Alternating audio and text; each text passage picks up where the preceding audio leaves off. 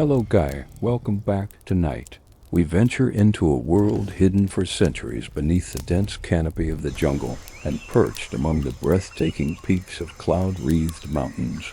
This is a journey to the Americas before the arrival of the Old World, a continent teeming with magnificent civilizations, intricate societies, and sprawling cities that rivaled any on Earth. We often hear the names whispered on the wind: Maya, Inca, Aztec, but these are just a few chapters in a vast and complex story stretching back millennia. We will explore the lost cities of these cultures, from the towering pyramids that pierce the jungle green to the intricate, earthquake-proof stonework of the high Andes. We will delve into their cosmic beliefs, their remarkable achievements in science and engineering, and the enduring mysteries of their collapse and conquest.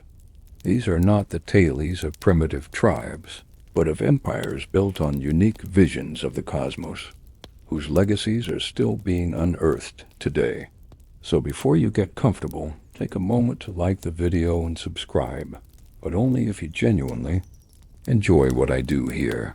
And let me know in the comments where you're tuning in from and what time it is for you. It's always fascinating to see who's joining us from around the world. Now, dim the lights, maybe turn on a fan for that soft background. And let's ease into tonight's journey together. Our journey into the lost worlds of the Americas does not begin with the towering temples of the Maya or the golden splendor of the Aztecs. It begins much earlier, in the time of deep antiquity, in the hot, humid, and swampy lowlands of the Mexican Gulf Coast in what are now the states of Veracruz and Tabasco. It is here, starting around 1500 BCE, that Mesoamerica's first great civilization arose, a culture so foundational, so artistically powerful, and so ideologically influential that the great Mexican artist and historian Miguel Covarrubias would later dub it the cultura madre, or the mother culture. These were the Olmecs. For over 1,000 years, from roughly 1500 to 400 BCE, they flourished, creating remarkable works of art that still astonish us today, establishing far-reaching trade networks that crisscrossed the continent, and developing the core religious and cultural ideas that would be adopted, adapted, and revered by nearly every major civilization that followed them in the region. The Olmecs were the wellspring, the cultural DNA from which the later greatness of the Maya, Teotihuacan, and the Aztecs would ultimately emerge. The Olmec Heartland was an unlikely cradle for a great civilization. It was a challenging environment, a broad coastal plain of dense tropical forests, meandering rivers, and seasonal floods. The air was thick with moisture, the heat could be oppressive, and the jungle was home to powerful predators like the jaguar. Yet the Olmecs learned to harness the power of this environment. The annual floods of the Coatzacoalcos and Tonala rivers deposited rich alluvial soils along their banks, creating strips of incredible fertility. The Olmecs took advantage of this natural gift, mastering a system of slash-and-burn agriculture, combined with the cultivation of these fertile river levees. They grew the sacred Mesoamerican triad of crops: maize, beans, and squash, forming the agricultural base that allowed their society to grow beyond simple subsistence and support a class of priests, rulers, and artisans. They established a series of major centers, not quite cities in the sprawling, gridded sense of Teotihuacan, but large, planned ceremonial complexes that served as the political and religious hubs for a surrounding network of villages.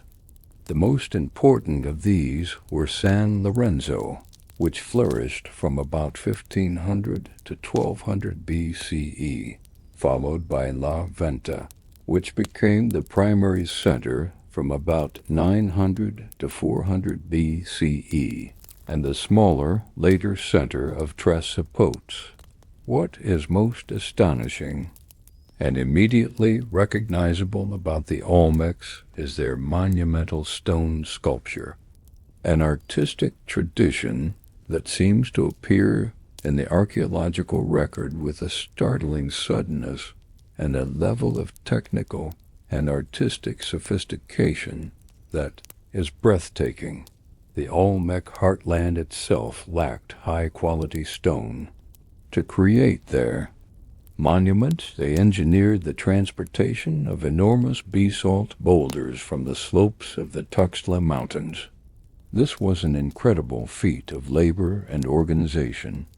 It involved moving stones weighing up to 50 tons over distances of more than 90 miles, a journey that would have taken them through dense jungle, over hills, and across major rivers.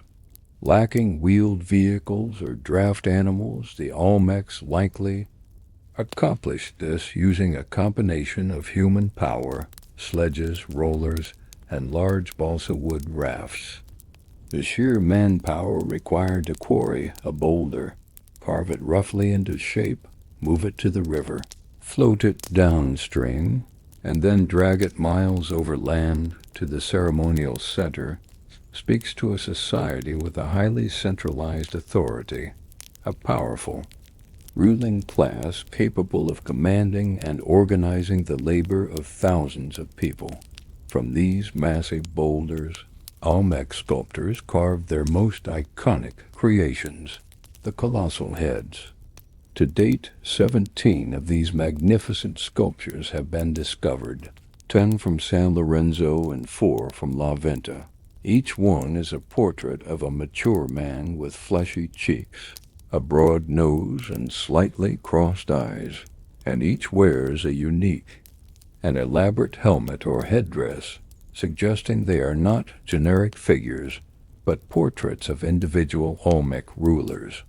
Standing up to 11 feet tall and weighing as much as a modern semi-truck, these heads are not idealized gods, but powerful, naturalistic representations of human leaders imbued with a commanding, almost brooding presence and a solemn authority. They were likely carved to commemorate a specific ruler and placed at key points in the ceremonial centers, perhaps guarding processional avenues or the entrances to the sacred precincts. They were powerful symbols of the ruler's personal power, his lineage and his dynasty's divine right to rule. Beyond the colossal heads, Olmec art is rich and complex.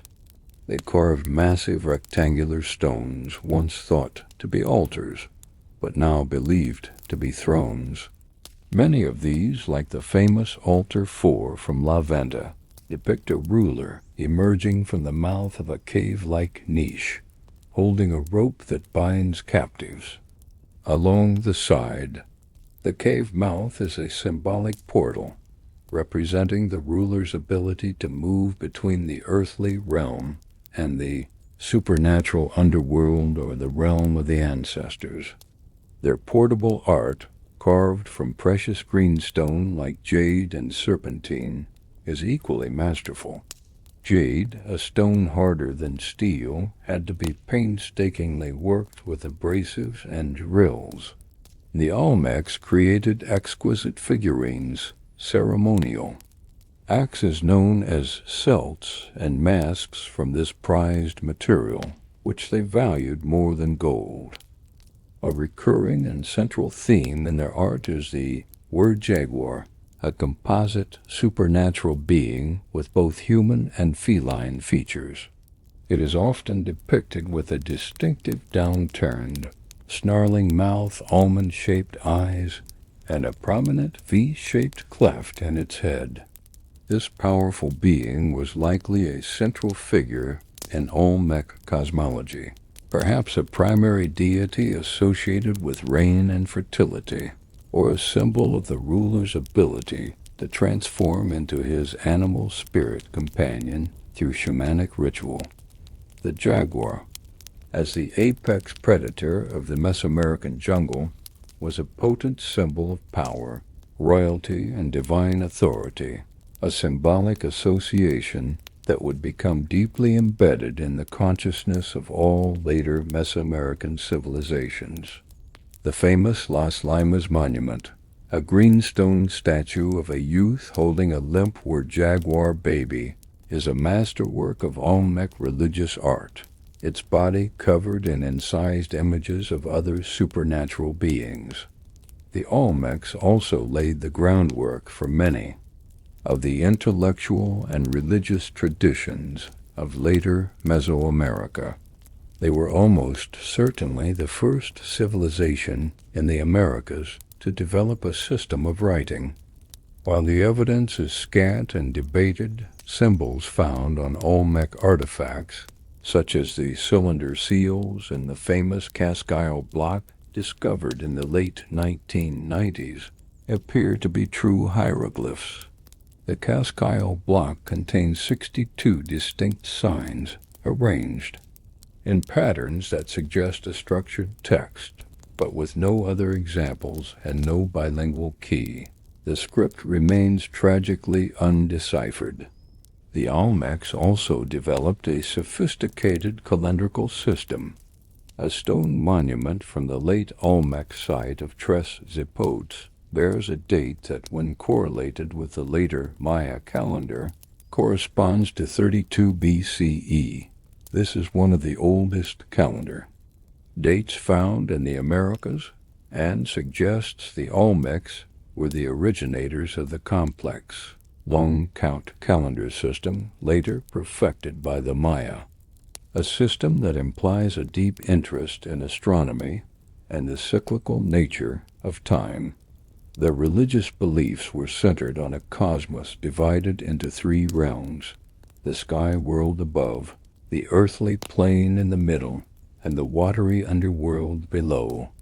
Sacred natural features like mountains, caves, and springs were seen as powerful axis mundi portals connecting these realms.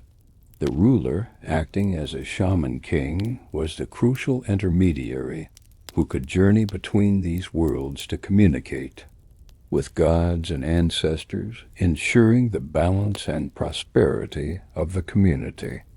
Key rituals likely included the Mesoamerican ball game, as evidenced by the discovery of rubber balls and a possible ball court at Olmec sites. They also practiced ritual bloodletting, a way of nourishing the gods, and revered jade as a sacred substance connected to water, fertility, and life itself. All of these concepts, the three-tiered cosmos, the shaman king, the ball game, bloodletting, and the sacredness of jade, became foundational elements of later Mesoamerican religions.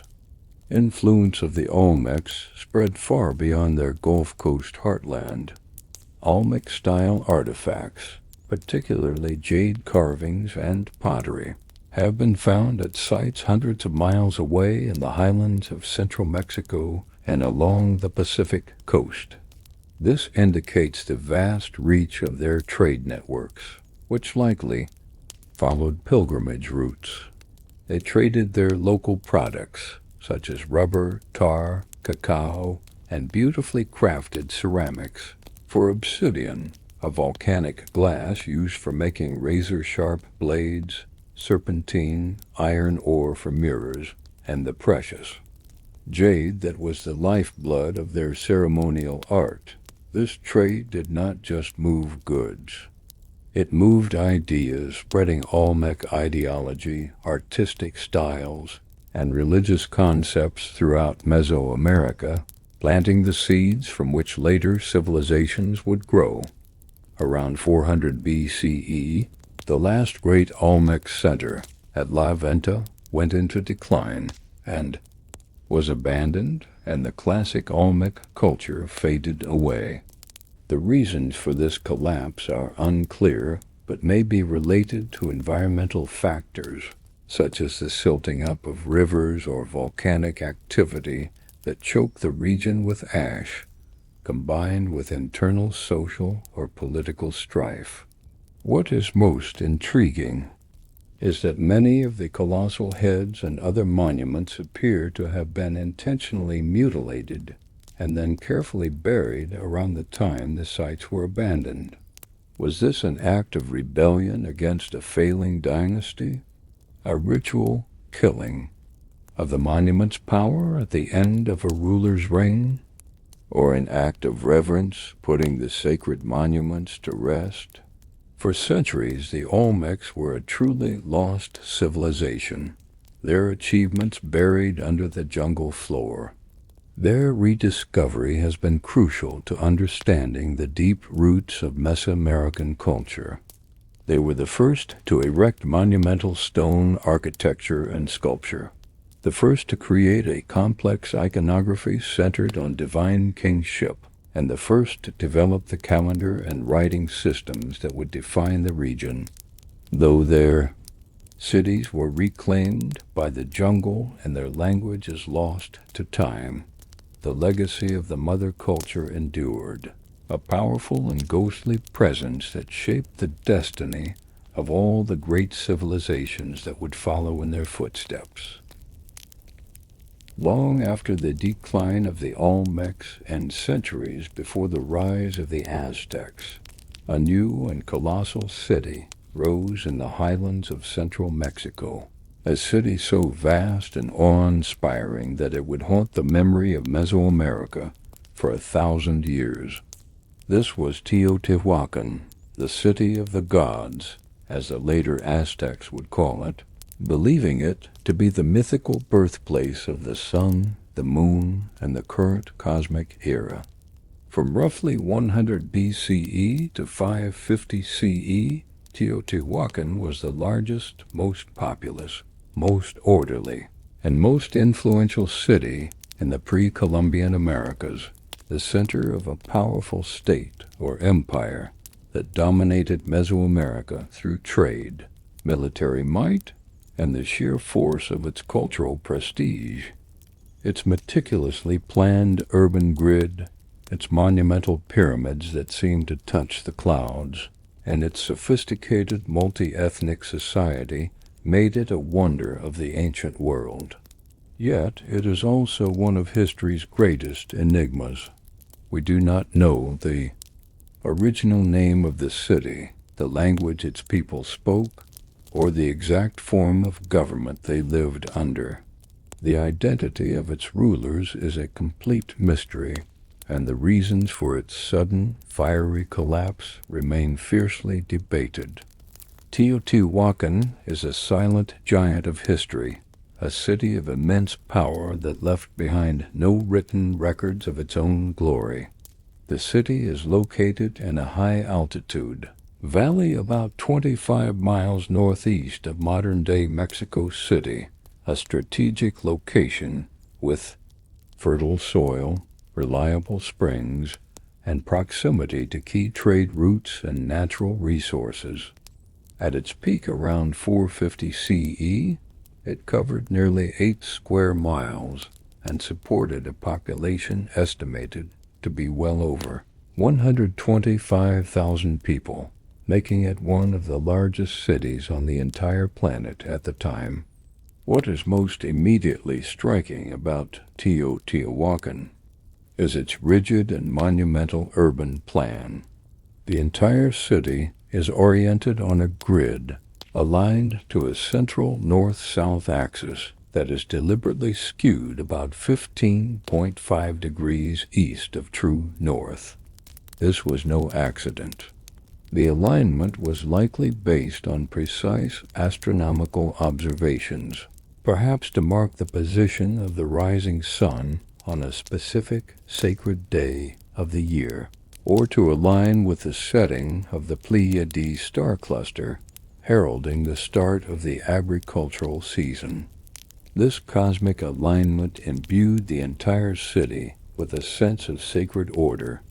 The heart of the city is the great central avenue, which the Aztecs named the Avenue of the Dead, mistakenly believing the platforms that lined it were tombs. This broad causeway, over 2 miles long and 130 feet wide, runs down the center of the city and is flanked by temples, platforms, and the palaces of the city's elite. At its northern end, perfectly framed by the sacred peak of Cerro Gordo in the distance, stands the second largest structure in the city, the Pyramid of the Moon. From its summit, a visitor would have a breathtaking, perfectly choreographed view down the entire length of the avenue. A powerful statement of centralized design and authority. To the east of the avenue rises the city's most massive and iconic structure, the Pyramid of the Sun, an absolute giant of a building. It stands over 216 feet tall and has a base measuring over 730 feet on each side, making its footprint wider than that of the Great Pyramid of Giza in Egypt. It was constructed in a single massive building phase around 200 CE, a stupendous effort that would have required the labor of thousands of workers over many decades. Deep within its core, archaeologists tunneling into the structure in the 1970s made a remarkable discovery: a natural cave, enhanced by human hands, that forms a clover leaf-shaped chamber directly beneath the pyramid's center. For ancient Mesoamerican peoples, caves were sacred places of origin, the symbolic wombs from which the first humans or gods emerged. The entire pyramid, a man-made sacred mountain, was built to sanctify, enclose, and mark this powerful primordial spot. Further south along the Avenue of the Dead is the city's administrative and religious core, a vast sunken plaza known as the Citadel. This massive square enclosure could have held tens of thousands of people during major ceremonies. Within the Citadel is the city's third largest pyramid, the spectacular Temple of the Feathered Serpent. The facade of this temple was once adorned with hundreds of magnificent, larger-than-life stone heads portraying two powerful deities in alternating rows. One is the Feathered Serpent, a great creator god and symbol of life, fertility, and the heavens, a deity who would later be known to the Maya as Kukulkan and the Aztecs as Quetzalcoatl.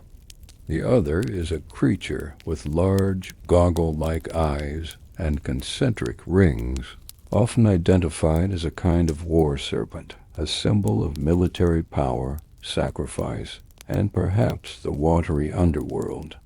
The discovery of over 200 sacrificial victims buried beneath and around the temple, many of them warriors with their hands tied behind their backs and wearing necklaces of human jaws, reveals the dark, militaristic side of Teotihuacan's power and ideology. Despite this evidence of state-sponsored violence, the culture of Teotihuacan seems to have deliberately suppressed the cult of individual personality that was so central to the Maya or the later Aztecs. There are no grand statues of kings, no stele celebrating the conquests of a specific ruler, and no royal tombs that can be definitively identified. Power seems to have been wielded collectively, perhaps by a council of lords from four powerful, noble families, or by an anonymous and impersonal state apparatus. The art of Teotihuacan reinforces this impression. The dominant art form is the fresco, beautiful murals painted on the plaster walls of the city's apartment compounds. These frescoes depict gods, priests in elaborate costumes, animals like jaguars, pumas, and coyotes, and complex symbolic scenes. But they almost never glorify an individual human. The style is geometric, abstract, and highly standardized, emphasizing a shared communal ideology over personal achievement and dynastic history.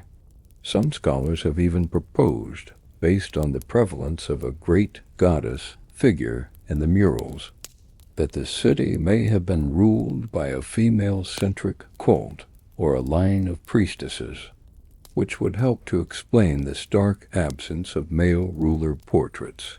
Teotihuacan was a true metropolis, a cosmopolitan city that was home to a large, diverse population from all over Mesoamerica. Archaeologists have identified distinct neighborhoods, or barrios, where merchants and artisans from the Maya region, the Gulf Coast of Veracruz, and the Zapotic region of Oaxaca lived. These expatriate communities maintained their own pottery styles and burial customs, living as distinct ethnic groups within the larger urban fabric, a testament to the city's power to attract people from hundreds of miles away. The city's wealth was based on its control of key resources, particularly the vast obsidian deposits at Pachuca, which produced a unique and highly prized green obsidian.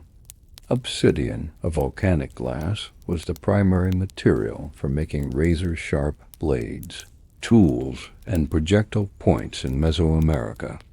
Teotihuacan controlled the mining, production, and long-distance distribution of this vital commodity.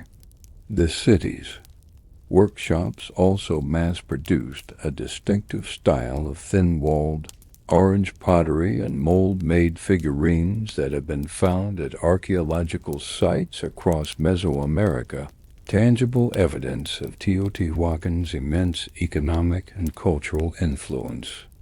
This influence was not always peaceful.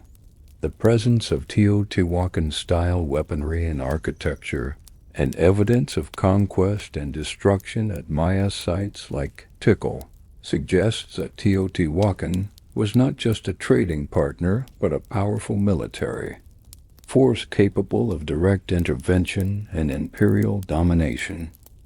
The majority of Teotihuacan's population lived in more than 2,000 single-story apartment compounds. These were large, walled, residential structures, each containing multiple apartments, patios, and family shrines, all interconnected by a maze of alleyways. These compounds likely housed large extended families or patrilineages who may have shared a common craft or profession. This unique form of urban housing, where the entire population lived in what were essentially multi-family stone palaces, is another indicator of a society that emphasized the collective over the individual household. Around 550 CE, this great and powerful city met a sudden and violent end. The central monuments along the Avenue of the Dead, the Temple of the Feathered Serpent, the palaces of the elite, and other major temples were systematically looted and burned. The destruction was deliberate and focused on the symbols of state power and religion. It was not caused by foreign invaders, as the residential apartment compounds were largely untouched. All evidence points to an internal uprising, a massive, violent revolution by the city's own populace against its ruling elite. The reasons for this cataclysm are likely complex. Decades of drought and environmental degradation may have led to food shortages and famine, undermining the authority of the rulers who were supposed to guarantee prosperity. The rigid, oppressive, and impersonal nature of the state may have finally reached a breaking point, leading the frustrated masses to rise up and tear down the symbols of the power that had controlled their lives for centuries. After its collapse, the city was never reoccupied on the same scale, but it was never forgotten. Its colossal ruins, even in their abandoned state, inspired awe and reverence in all who saw them. For the later Toltecs and Aztecs, Teotihuacan was a sacred, mythical place, the home of the gods. They made pilgrimages to the site, looted its graves for ancient artifacts, and incorporated its deities and architectural styles into their own cultures.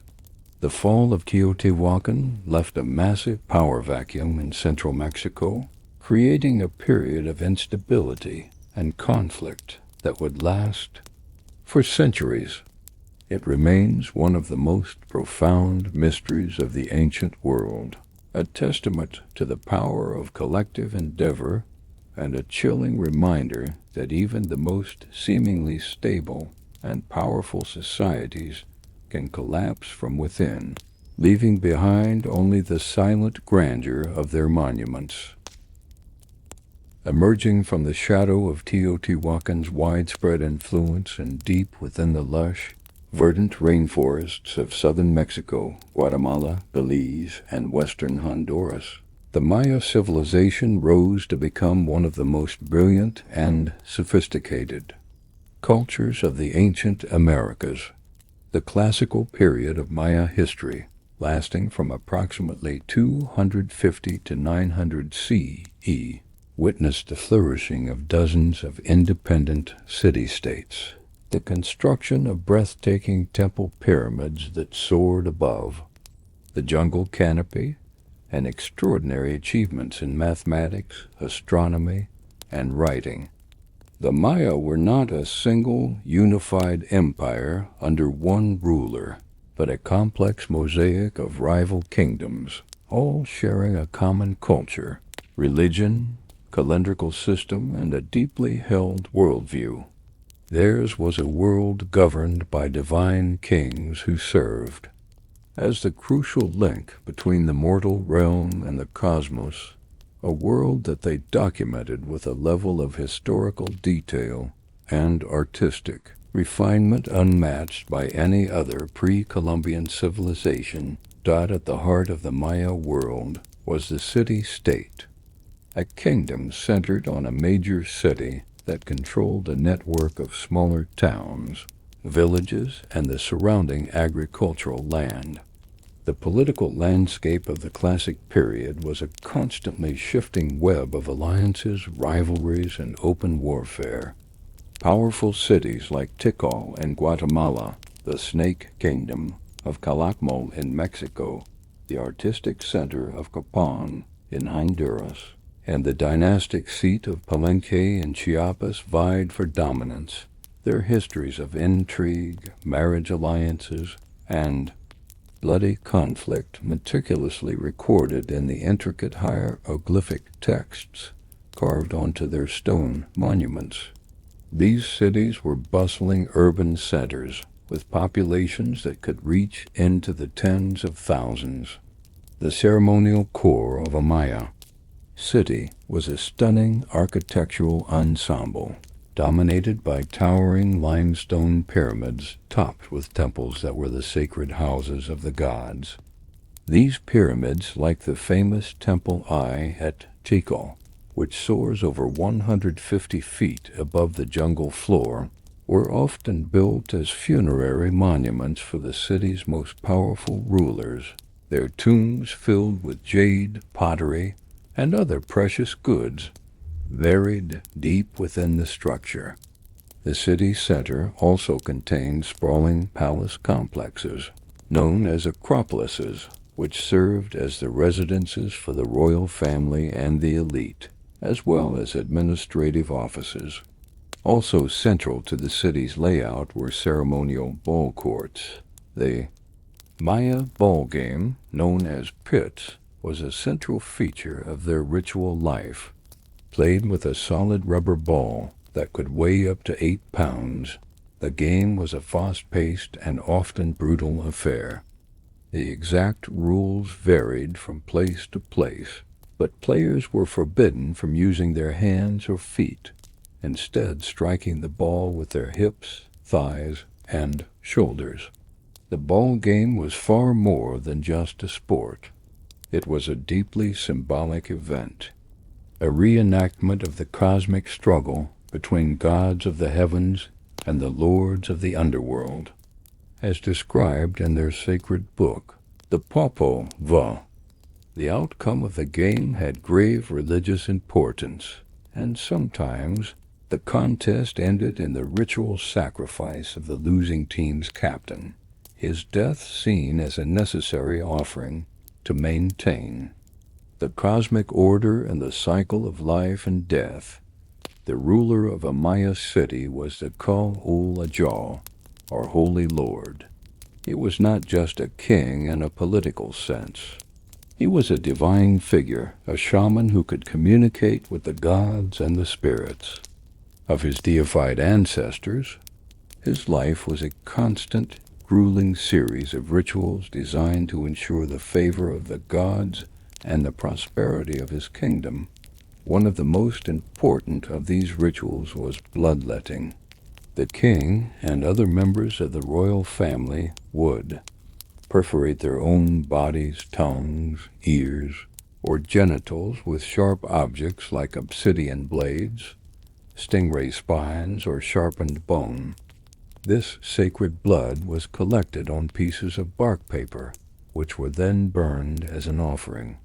The smoke from this burning offering was believed to open a portal, a visioned serpent from which gods and ancestors could manifest and communicate with the living. This sacred blood was seen as the most precious substance in the universe, the life force or shulel that nourished the gods and maintained the sacred covenant between them and humanity. Scenes of these painful but vital rituals are graphically depicted on the stone lintels of cities like Chichen. The Maya developed the most sophisticated and complete writing system in the ancient Americas, a true written language capable of expressing any thought or idea. Their hieroglyphic script was a complex system of over 800 signs, a beautiful combination of logograms, symbols that represent a whole word, and syllabograms, symbols that represent a sound or syllable. For centuries after the Spanish conquest, the meaning of these glyphs was lost. Scholars believed the script was purely symbolic or mystical. However, thanks to the breakthroughs of epigraphers like Tatiana Proskouriakov and Yuri Norizov, in the mid-20th century, the majority of Maya hieroglyphs can now be read. They are not abstract poems, but detailed historical records. They reveal a world of dynastic history, recording the births, accessions, marriage alliances, battles, and deaths of the holy lords with precise dates.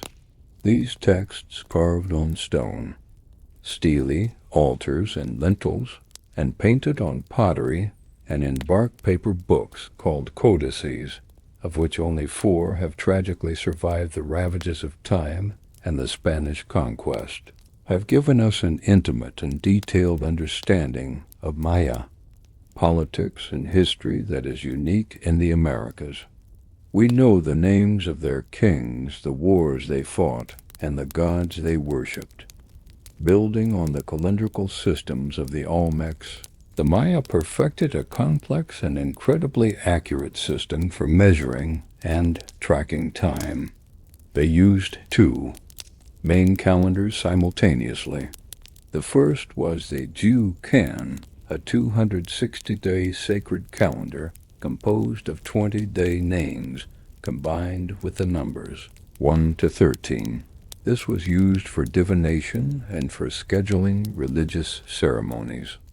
The second was the Hab, a 365-day solar calendar composed of 18 months of 20 days each, plus a short, unlucky 5-day period at the end of the year. These 2 calendars ran together like interlocking gears, and a specific date would not repeat for 52 years, a period known as the calendar round. To track history over longer periods, they used a long count. a system that counted the number of days that had passed since a mythical creation date, corresponding to August 11th, 3114 BCE in our calendar. This system, with its cycles of bactons and catons, allowed them to record historical events with pinpoint accuracy over vast spans of time. Their understanding of time was cyclical, not linear. They believed the world had been created and destroyed multiple times, and that their own era was just one in a series of great cycles. This worldview was deeply connected to their advanced knowledge of astronomy. Working without any optical instruments, Maya astronomers, who were also priests, were able to calculate the length of the solar year with astonishing precision. They tracked the phases of the moon to manage their calendar, and most impressively, they charted the complex cycles of the planet Venus. They knew that Venus appeared as both the morning and evening star, and calculated its synodic period at 584 days, remarkably close to the true value. Venus was associated with warfare and was a harbinger of danger, so its movements were watched with great anxiety. The Dresden Codex, one of the 4 surviving Maya books, contains highly accurate tables for predicting solar and lunar eclipses, which were seen as dangerous and powerful omens that could portend famine, disaster, and the death of kings. Their mathematics was equally advanced, using a vigesimal base 20 system that included the revolutionary concept of zero, represented by a shell symbol centuries before it was widely used in the Old World. Maya society was rigidly stratified. At the very top was the Holy Lord and his extended family. Below them was a class of nobles, priests, scribes, and elite warriors. Scribes, AJTZIB, were highly respected artists and intellectuals who mastered the complex arts of writing and mathematics. The vast majority of the population were farmers who lived in small wattle and daub houses in villages outside the city center and provided the food and labor that sustained the elite.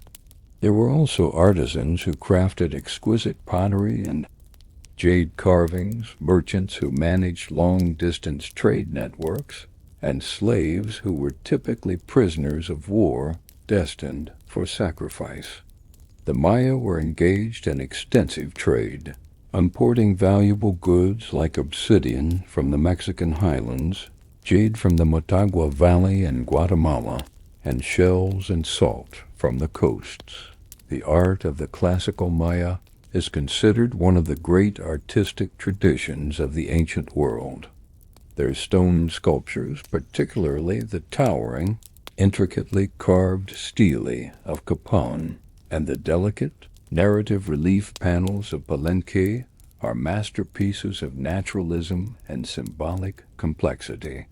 The tomb of King Ke-Enich Janab Pakal of Palenque, discovered deep within the Temple of the Inscriptions in 1952 by archaeologist Alberto Ruiz Lulia, is one of the most famous archaeological finds in the world. The lid of his sarcophagus is a single massive limestone slab covered in complex carvings that depict Pakal at the moment of his death, falling into the jaws of the underworld. Yet he is also depicted with the attributes of the maize god, poised. For resurrection, a powerful statement of the Maya belief in rebirth and the divine nature of kingship. The world of the classical Maya was one of incredible intellectual and artistic achievement, but it was also a world of constant conflict and bloodshed, a fragile, brilliant, and violent world that would flourish for over 6 centuries before it met a mysterious and catastrophic end. The period from the late 8th to the early 10th century CE marks one of the greatest and most debated mysteries in all of archaeology: the collapse of the classic Maya civilization in the southern lowlands. Over the course of about 150 years, the region that had been the vibrant heartland of Maya culture for centuries experienced a catastrophic and terminal decline. The great cities of the Petén Basin Tikal, Calakmul, Dos Pilas, and the artistic centers of the Usumacinta River region Palenque, Yaxchilán, Piedras Negras, and the southern city of Copan, once bustling centers of power, population, and culture, fell silent, and the sophisticated society that had built them simply disintegrated. The construction of grand stone monuments with their detailed historical inscriptions ceased. The use of the long count calendar, the very framework of their history, was abandoned. The divine kings, the Keo'ul'ajaw, who had served as the intermediaries to the gods, vanished from the historical record, their palaces left to decay. The jungle, ever present and patient, crept back in, shrouding the towering pyramids and sprawling plazas, and for 1,000 years the world forgot that this great civilization had ever existed in this part of the world. What happened? Why did this sophisticated and seemingly stable society fall apart so completely and so rapidly? There is no single, simple answer, and the classic Maya collapse remains a powerful and cautionary tale of how even the most advanced societies can be brought to their knees by a complex and interlocking cascade of environmental, political, and social failures. It is crucial to understand that the collapse was not the end of the Maya people or their culture as a whole. In the northern Yucatan Peninsula, cities like Chichen, Itza, and Uxmal not only survived but entered their own golden age, a period known as the Terminal Classic, after the southern cities had already fallen. The Maya people themselves, of course, survived, and millions of their descendants still live in their ancestral homeland today, speaking dozens of Mayan languages and practicing traditions with deep historical roots. The collapse was therefore not a demographic extinction, but a political and social one. It was the end of the specific system of divine kingship and the abandonment of the great urban centers in the southern lowlands, the traditional heartland of Maya civilization. It was the end of a world, but not the end of a people. For many years, theories about the collapse focused on single, external, and catastrophic events. Early researchers proposed devastating earthquakes, massive hurricanes, or widespread lethal epidemics. While any of these could certainly have contributed to the destabilization of specific cities, they failed to explain the prolonged, century-and-a-half-long process of decline and the specific geographic pattern of the collapse, which seems to have rolled across the region like a slow-motion wave, generally from west to east. The evidence uncovered over decades of painstaking archaeological work points not to a single event, but to a cascade of interconnected failures, as systems collapse where several stressors hit the society at once, creating a situation from which it could not recover. One of the most powerful and well-supported theories centers on environmental degradation caused by overpopulation. For centuries, the Maya civilization was sustained by a system of intensive agriculture, particularly the cultivation of maize, their staple food. To feed the large urban populations of their cities, which reached their peak in the 8th century, they cleared vast areas of rainforest. They developed sophisticated farming techniques to maximize their yields, including terracing hillsides to prevent erosion and creating raised fields and canal systems in the swampy lowlands known as bajos. For a long time, this system worked, supporting a population density that was, in some areas, comparable to that of modern agricultural regions. However, this success came at a cost. The long-term, widespread deforestation led to severe soil erosion and the loss of vital nutrients, which would have gradually reduced crop yields. A society with a population numbering in the millions was living on a fragile tropical ecosystem, pushing it to its absolute limit, leaving no margin for error. This precarious environmental situation was made infinitely worse by a prolonged and severe period of climate change. The science of paleoclimatology has made huge strides in recent decades, and the analysis of sediment cores from lakes and mineral deposits from stalagmites and caves throughout the Maya region has provided a detailed and damning climate record. This data shows that the period of the Maya collapse, from roughly 800 to 950 CE, corresponds precisely with the most severe and prolonged drought the region had experienced in at least 7,000 years. This was not a single dry year, but a series of intense multi-decade droughts, interspersed with brief periods of recovery. For a society so utterly dependent on rain-fed agriculture, the effects would have been catastrophic. It would have led to widespread, recurring crop failure, chronic famine, and a desperate shortage of drinking water. As their reservoirs dried up, this environmental crisis would have triggered a severe ideological crisis. The Teotihuacan and the priestly elite were not just political leaders.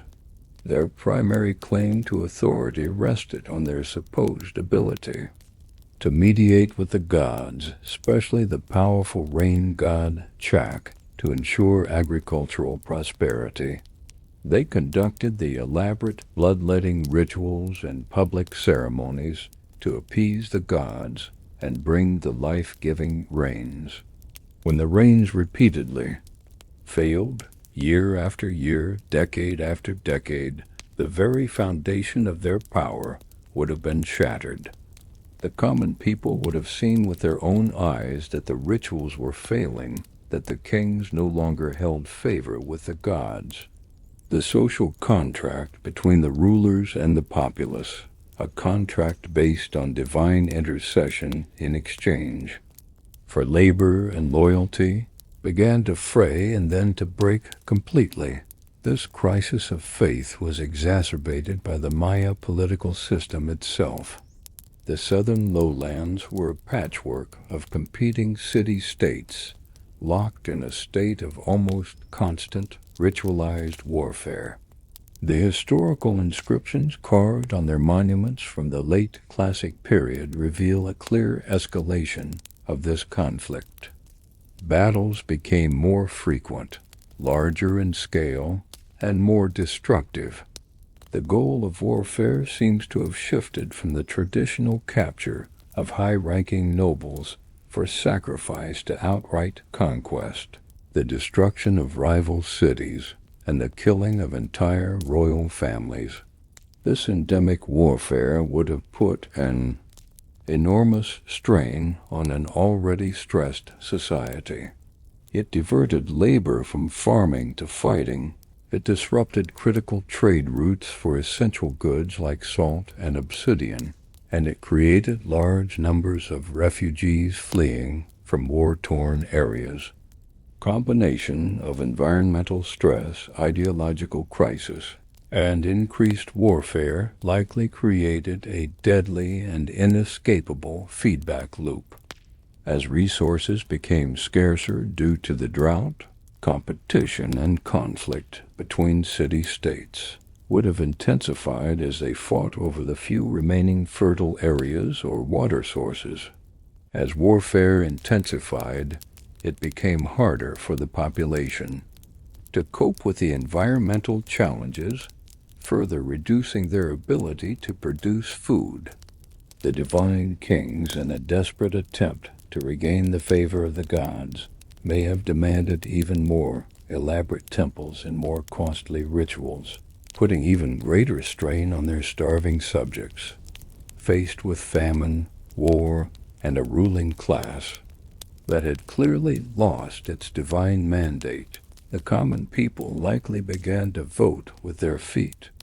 They abandoned the cities and the political system they represented, melting back into the countryside to practice a more sustainable form of subsistence, farming in smaller, more resilient communities, or migrating north to the Yucatan where conditions were better. The elite class, the kings, priests, and nobles, would have been left isolated in their grand, empty palaces. Deprived of the labor and food that sustained their lavish lifestyle and their very authority, they would have been powerless. Their world simply withered away. So the collapse was not a single event, but a slow, agonizing death by 1,000 cuts. It was a perfect storm of factors, a society that had grown beyond the carrying capacity of its environment, a political system prone to chronic and escalating warfare, a ruling ideology that was inflexible and unable to cope with a catastrophic long-term climate shift. The fall of the southern Maya cities serves as a powerful and humbling reminder of the complex and delicate relationship between human societies and their environment. It demonstrates that even a civilization with sophisticated knowledge of mathematics, astronomy, and art is ultimately vulnerable to the fundamental realities of soil, water, and climate. The silent, vine-choked ruins of Tikal and Palenque are not just beautiful relics of a lost world. They are silent monuments to the fragility of civilization itself, a warning echoing through the centuries. As the great Maya cities of the southern lowlands were engulfed by the jungle, a new power was rising in the central highlands of Mexico, filling the political and cultural vacuum left centuries earlier by the collapse of the great Teotihuacan. These were the Toltecs, a semi-mythical warrior people who, from their capital at Tolan, modern-day Tula, would come to dominate central Mexico from the 10th to the 12th century CE. The Toltecs are one of the most enigmatic and controversial civilizations in Mesoamerican history. For later cultures, particularly the Aztecs who revered them, the Toltec era was a legendary golden age, a time of artistic perfection, architectural genius, and enlightened rule. The very word Toltec came to mean master artisan or wise man in the Nahuatl language. However, for modern archaeologists, separating the myth from the historical reality has proven incredibly difficult. What is clear is that the Toltecs were a major military and cultural force whose influence, particularly through the cult of the feathered serpent god, Quetzalcoatl, would have a profound and transformative impact on a distant Maya city in the northern Yucatan, the magnificent and cosmopolitan Chichen Itza, the Toltec capital. Tula is located on a dry, defensible plateau about 50 miles northwest of modern Mexico City. While not as grand in scale as Teotihuacan, its ceremonial center contains distinctive and powerful architecture that speaks to a new, more aggressive and militaristic ideology that swept across Mesoamerica in the post-classic period. The most Famous structure at the site is Pyramid B, also known as the Temple of Tlahuizcalpant II, the god of the morning star, an aspect of Quetzalcoatl. Atop this pyramid stand the iconic Toltec statues, 4 colossal, 15-foot-tall columns carved in the form of stoic, heavily armed warriors. These Atlantean figures, with their elaborate feathered headdresses, butterfly-shaped pectorals, and their hands clutching atlatlas, spear throwers, and bundles of darts, once supported the roof of the temple. They are a stark and powerful symbol of the martial values that defined Toltec society, an announcement that the warrior was now at the center of the cosmos. The art and architecture of Tula are filled with imagery of war and sacrifice. There are relief carvings of eagles and jaguars representing warrior orders devouring human hearts. There are long carved friezes showing processions of armed warriors.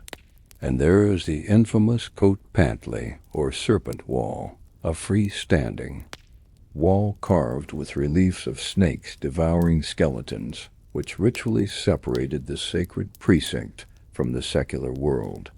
This was a culture that glorified the warrior and embraced human sacrifice as a central and necessary sacred duty. Central to Toltec legend and religion is the figure of a priest-king named Teotihuacan Quetzalcoatl. According to the myths recorded by the Aztecs, he was a wise and benevolent ruler of Tolan who encouraged the arts, agriculture, and the worship of the feathered serpent god Quetzalcoatl. He was said to have opposed the practice of human sacrifice, which was being promoted by his rivals, the followers of the darker, more capricious god Tezcatlipoca, the smoking mirror, a deity of war, sorcery, and the night sky.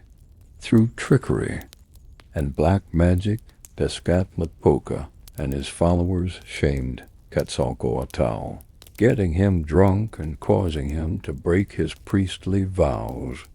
In disgrace, the great king was forced to flee from Tula. He traveled east to the Gulf Coast, where he set off across the sea on a raft of serpents, promising that he would one day return from the east in the year of his birth, Teotihuacan, to reclaim his rightful throne. This powerful myth of the exiled god who would one day return became a cornerstone of Mesoamerican belief, a prophecy that would have fateful and tragic consequences centuries later when the Spanish conquistador Hernan Cortes arrived on the coast in 1519, a year that coincided with Teotihuacan in the Aztec calendar. The influence of the Toltecs, whether through direct conquest, migration, or trade, spread far and wide. But nowhere is it more apparent and more dramatically represented than at Chichen Itza, one of the largest and most powerful Maya cities in the northern Yucatan Peninsula. After the collapse of the southern cities, the northern plains of the Yucatan entered a new era of prosperity, and Chichen Itza rose to become the dominant power. The architecture and art of Chichen Itza during its heyday, from about 900 to 1200 CE, show an astonishing and sudden infusion of Toltec and Central Mexican styles, creating a unique hybrid of Maya and Toltec culture. This has led to a long-standing and fierce debate among archaeologists. Was Chichen Itza conquered by Toltec invaders from Tula? Or did a group of Toltec-influenced Maya, perhaps returning from central Mexico where they had served as merchants or mercenaries, take control of the city? Or was the adoption of Toltec styles simply a case of the local Maya elite emulating the fashionable and prestigious culture of the powerful Toltecs to bolster their own authority? Whatever the precise nature of the connection, the evidence of a powerful link is undeniable. The ceremonial heart of Chichen Itza is dominated by a massive, perfectly proportioned step pyramid known to the Spanish as El Castillo, or the Temple of Kukulkan. Kukulkan is the Maya name for Quetzalcoatl, and the pyramid is a magnificent monument to this shared deity. It is a masterpiece of solar engineering, a giant, three-dimensional calendar built of stone. It has 4 stairways, each with 91 steps. Including the top platform as one step, the total number of steps is 365, the number of days in the solar year. The 9 terraces of the pyramid are bisected by the stairways, creating 18 sections on each side, corresponding to the 18 months of the Mayahab calendar. Most spectacularly, during the spring and autumn equinoxes, the setting sun casts a series of triangular shadows on the balustrade of the northern staircase, creating the illusion of a giant serpent of light slithering down the side of the pyramid to join the fearsome stone serpent heads at its base. Adjacent to the Castillo is a massive complex called the Temple of the Warriors, which is strikingly similar to Pyramid B at Tula. It features a forest of carved columns representing warriors, and at its entrance stands a classic Chacmul statue, a reclining figure holding a bowl on its stomach, likely for receiving offerings of human hearts. This is a purely central Mexican feature, unknown in earlier Maya art. Nearby is the great ball court of Chichen Itza, the largest and grandest in all of Mesoamerica, over 550 feet long. The reliefs carved on its walls are grim and explicit, depicting the ritual decapitation of a ball player, with snakes and vines of fertility sprouting from his neck. Other central Mexican features at the site include a large tezonpantle, or skull rack, a stone platform carved with hundreds of human skulls, where the heads of sacrificial victims would have been displayed. The fusion of Maya and Toltec styles created a unique and powerful cosmopolitan center at Chichen Itza. It controlled the lucrative trade in salt from the northern coast, as well as the trade in honey and cotton, and became a major pilgrimage site. The city is also famous for its sacred cenote, a large, deep, natural sinkhole that was seen as a portal to the underworld and a home for the rain god Chak. For centuries, offerings were cast into its depths. Dredging of the cenote in the 20th century has revealed thousands of artifacts, including gold bells, jade plaques, fine pottery, and most chillingly, the skeletal remains of men, women, and children, confirming its use as a place of human sacrifice.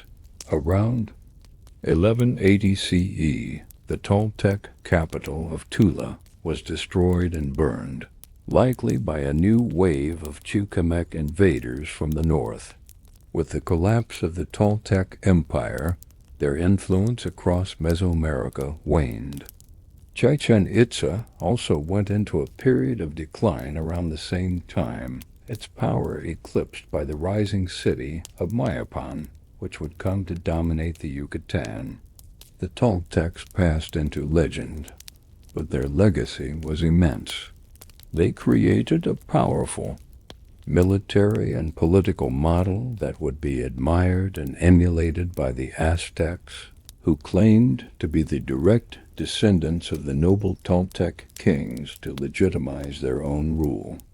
And through the powerful, enduring myth of Quetzalcoatl and the stunning architectural fusion at Chichen Itza, they created one of the most vibrant and enduring cultural syntheses in Mesoamerican history, a crucial bridge between the world of the classic Maya and the final, brutal glory of the Aztec Empire. Out of the period of conflict and fragmentation that followed the fall of the great Toltec Empire, a new and at first insignificant power began to emerge in the fertile valley of Mexico. They were a Nahuatl-speaking people who had migrated from the arid lands of the north, a tribe of humble hunter-gatherers who called themselves the Mexica. According to their own chronicles, they were a poor and nomadic people, scorned by the more powerful and established city-states that dominated the valley. For decades, they served as mercenaries and vassals to these powerful kingdoms constantly, searching for a home. Their patron god, the fierce sun and war deity Huitzilopochtli, whose name means hummingbird on the left, had given them a prophecy. They were to wander until they found a sacred sign, an eagle perched on an opal, Cactus devouring a serpent. It was there, and only there, that they were to build their great city. After decades of wandering and persecution, around the year 1325 CE, they finally found this sacred sign on a small, swampy, and otherwise undesirable island in the middle of the vast Lake Texcoco. It was here, on this unpromising piece of marshland, that the Mexica, who would come to be known to history as the Aztecs, founded their capital, Tenochtitlan. From these humble and legendary beginnings, they would, in less than 200 years, build one of the largest, wealthiest, and most powerful empires in the history of the Americas, a civilization of breathtaking grandeur and terrifying brutality. The location of Tenochtitlan was both an immense challenge and a brilliant strategic advantage. The island's setting provided a superb natural defense against attack, and the lake was rich in fish, waterfowl, and the spirulina algae they collected for food. But building a major city on a swamp required incredible ingenuity, labor, and will. The Aztecs proved to be master engineers and land reclaimers. To create more solid ground for housing, and, most importantly, for agriculture, they developed a unique and highly effective system of floating gardens, or chinampas. These were not true floating islands, but artificial agricultural plots. Built up from the shallow lake bed, they would stake out a rectangular area and then fence it in with reeds.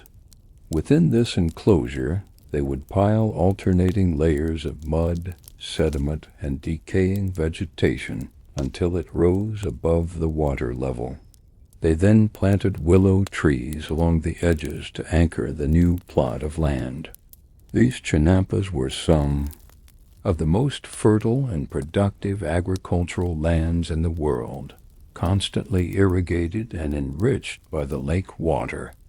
They could yield up to 7 different harvests per year, and provided the immense quantities of maize, beans, squash, and other crops needed to sustain the city's enormous population. The Aztecs connected their island capital to the mainland with 3 massive raised stone causeways leading to the north, west, and south. These were colossal engineering projects, each stretching for several miles across the lake and wide enough for 10 men to walk abreast. The causeways were punctuated by bridges with removable wooden spans, which allowed boat traffic to pass through, or could be raised to seal off the city completely in times of war. To protect the city from the brackish waters of the eastern part of the lake, and to control flooding, the great ruler Moctezuma the first commissioned a massive dike, a stone, an earth barrier over 10 miles long, which separated the freshwater springs around the city from the saline part of the lake. They also constructed 2 twin-pipe aqueducts, made of terracotta, to bring fresh spring water from the mainland hill of Chapultepec into the heart of the city, providing for the daily needs of its hundreds of thousands of inhabitants. At its height in the early 16th century, Tenochtitlan was a breathtaking metropolis, with a population estimated to be between 200,000 and 300,000 people. This made it far larger than any city in contemporary Spain and one of the largest cities in the entire world, rivaled only by places like Constantinople and Paris. The Spanish conquistador Bernal Díaz del Castillo, upon first seeing the city from the mountain pass above, was left speechless by the vision before him. And when we saw so many cities and villages built in the water, and other great towns on dry land, and that straight and level causeway going towards Mexico, we were amazed and said that it was like the enchantments they tell of in the legend of Amadis, on account of the great towers and temples and buildings rising from the water, and all built of masonry. And some of our soldiers even asked whether the things that we saw were not a dream. The city itself was a bustling, orderly place divided into 4 large quarters, or campen, which were further subdivided into districts, or calpule.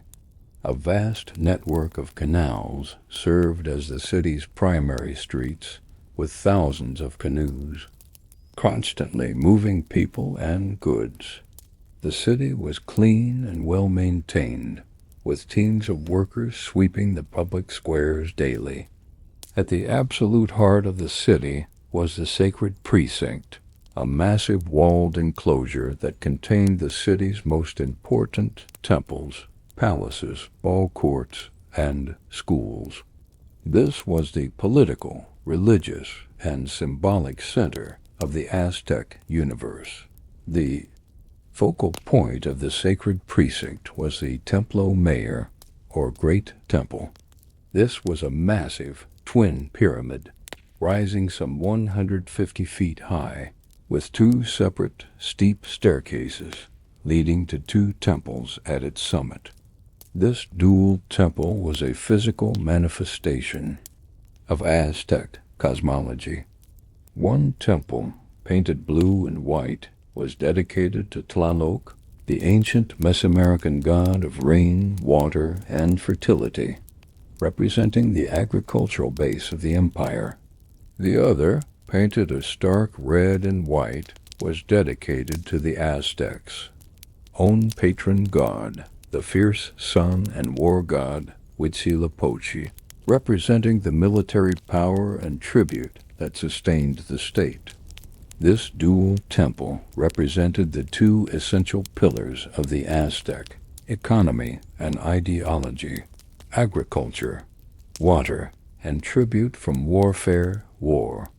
At the base of the Huitzilopochtli side of the pyramid, archaeologists in 1978 made a stunning discovery: a large circular stone, 11 feet in diameter, carved with the image of the dismembered moon goddess, Coyolxauhqui, Huitzilopochtli's sister.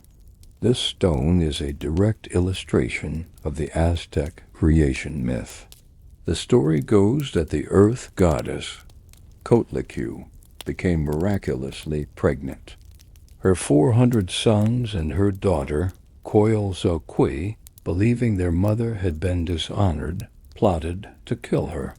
At the moment they attacked, Huitzilopochtli sprang from his mother's womb, a fully grown and armed warrior. He killed many of his brothers, and then slew his sister, Coyolxauhqui, chopping up her body and casting it down the slopes of the sacred mountain, Coatepec. The Templo Mayor was a symbolic reenactment of this sacred mountain. The ritual sacrifices that took place at the top of the pyramid, where the victims' bodies were often rolled down the steps, were a constant ritualized reenactment of the sun god's primordial triumph over the forces of darkness, personified by his lunar sister. It was a terrifying piece of cosmic theater, repeated daily. The Aztec Empire was not a centralized, bureaucratic state like the Roman Empire, where conquered peoples were assimilated into a single political system. It was a hegemonic empire based on military power and the extraction of tribute.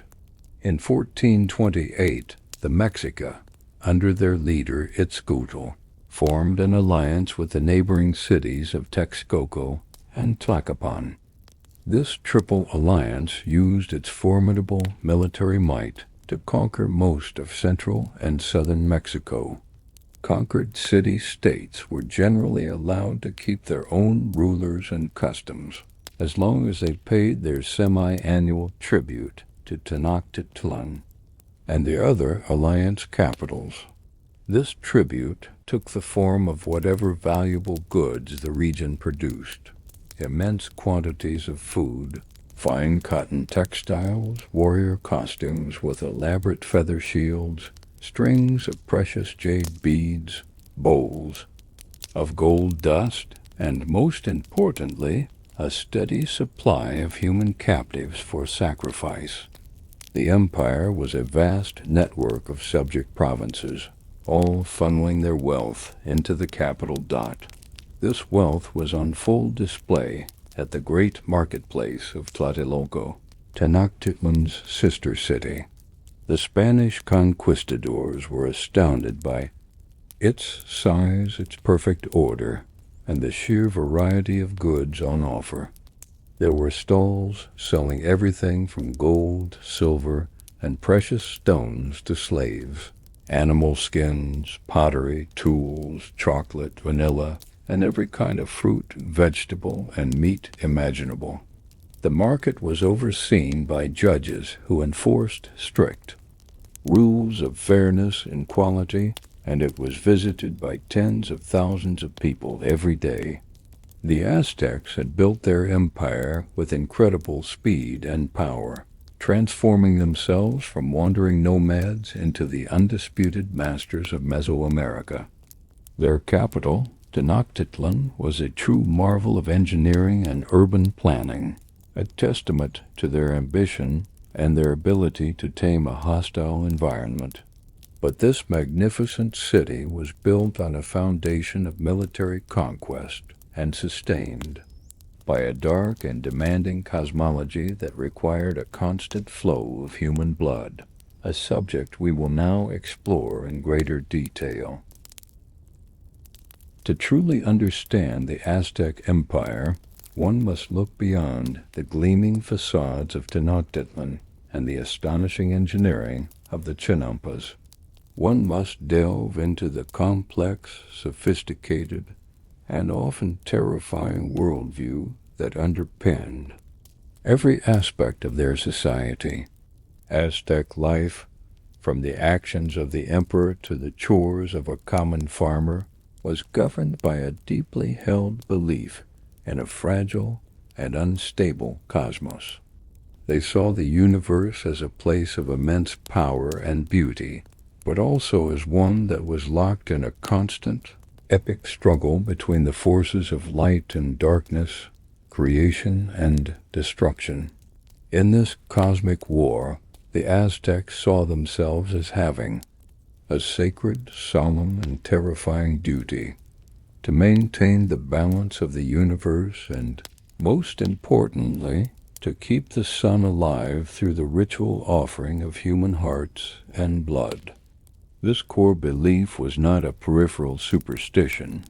It was the central axis around which their society revolved, shaping their social structure, their economy, their art, and the very purpose of their relentless warfare. Dot at the heart of Aztec cosmology was the legend of the five suns, a grand cyclical narrative of creation and destruction. They believed the world had passed through 4 previous ages, or suns, each with its own inhabitants, and each ultimately destroyed by a different Cataclysm. The first sun, inhabited by giants, was destroyed by jaguars. The second was destroyed by a great wind, the third by a fiery rain, and the fourth by a catastrophic flood. Their own era was the fifth and final sun, the sun of movement, which they believed was also destined to end in a series of terrible earthquakes. This new era was created at the ancient sacred site of Teotihuacan, where the gods had gathered in darkness. To bring light back to the world, a god had to sacrifice himself by leaping into a great divine fire. A humble, pockmarked god named Nanahuatzin bravely volunteered and was transformed into the new sun. But this new sun was weak and refused to move across the sky. It was only after the other gods sacrificed themselves, offering their own hearts and blood to the sun, that it gained the energy to begin its daily journey across the heavens. The Aztecs believed that this primordial sacrifice of the gods had to be constantly and ritually reenacted by humans.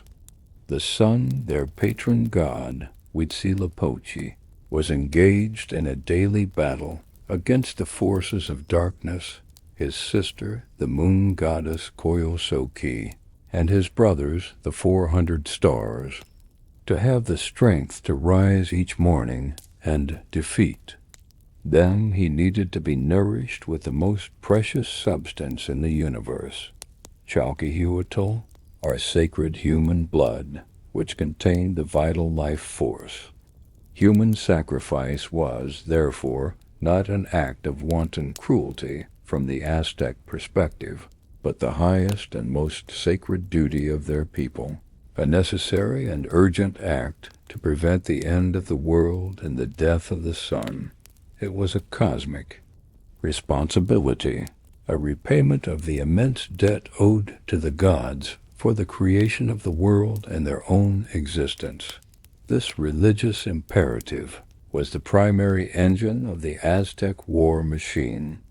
While territorial expansion and the acquisition of tribute were crucial, a principal purpose of Aztec warfare was to capture enemy warriors alive. These captives were the preferred food for the gods. They would be taken back to Tenochtitlan and sacrificed in elaborate theatrical public ceremonies that were carefully timed to the complex Aztec calendar. The most important of these sacrifices took place atop the Templo Mayor. The captive warrior would be painted and decorated, treated with a strange mix of reverence and condemnation, and then led up the steep steps of the pyramid. At the summit he would be held down over a convex sacrificial stone by 4 priests, while a 5th priest would use a razor-sharp obsidian knife to make a swift incision below the rib cage and rip out his still-beating heart. The heart would be held up to the sun as a divine offering before being placed in a ceremonial bowl. The lifeless body was then rolled down the steps of the pyramid, a reenactment of Huitzilopochtli's victory over his sister. While this seems horrifying to modern sensibilities, for the Aztecs it was a moment of profound religious significance. The Aztec warrior who had captured the victim gained immense social prestige and was allowed to wear specific regalia marking his achievement, and it was believed that the sacrificed warrior, by dying in this sacred manner, would earn a glorious afterlife, joining the sun on its journey across the sky for 4 years before being reincarnated as a hummingbird. This demand for sacrificial victims was insatiable, with some sources claiming tens of thousands were sacrificed at major temple dedications. To ensure a steady supply, especially during times of peace, the Aztecs developed a unique form of ritual combat known as the Itza, or flowery war. These were prearranged ceremonial battles between the Aztecs and their long-standing enemies, such as the unconquered city-state of Tlaxcala.